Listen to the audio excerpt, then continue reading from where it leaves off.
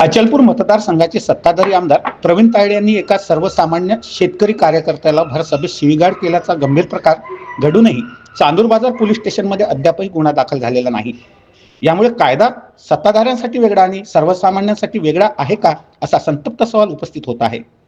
तक्रारदाराने police ठाण्यात लेखी तक्रार दिल्यानंतर सुरुवातीला संबंधित ठाणेदारांनी तुमच्या तक्रारीनुसार गुन्हा दाखल करतो असे स्पष्ट आश्वासन दिले होते। मात्र काही मिनिटातच अचानक भूमिका बदलत मी त्यांच्यावर गुन्हा दाखल करू शकत नाही असे उत्तर तक्रारदाराला देण्यात आले।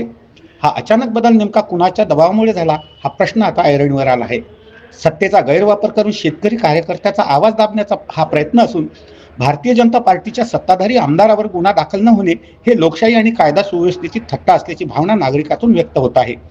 जर एखाद्या सर्वसामान्य नागरिकाने अशी शिवीगाळ केली असती तर काही मिनिटातच गुन्हा दाखल झाला असता का, असा थेट सवाल उपस्थित केला जात आहे। कायदा सर्वांसाठी समान आहे ही घोषणा केवळ कागदावरच आहे का? सत्ताधारी आमदारावर कारवाई करण्याचे धाडस पोलीस यंत्रणेत उरलं नाही का, की राजकीय दबावामुळे कायदा झुकत आहे?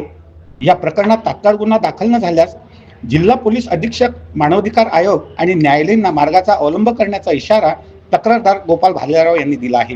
ही केवळ एका व्यक्तीची लढाई नसून सर्वसामान्य नागरिकांची न्यायाची परीक्षा असल्याचं चित्र सध्या चांदूर बाजारमध्ये दिसून येत आहे। पंकज साबूसह ललित कांबळे, विदर्भ न्यूज, अचलपूर। श्रद्धा फैमिली शॉपिंग में जाएंगे हम सभी, साड़ियों की नई डिजाइन देखो यहीं से लाएंगे।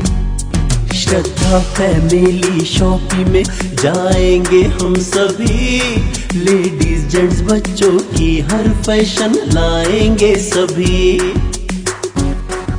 फैशन के सफर में आप भी आगे ही आगे बढ़ते चलिए, क्योंकि बिजीलैंड का सबसे बड़ा आलीशान भव्य showroom Shraddha family shopping and mall, Busyland complex, Nandgaon Peth, Amravati.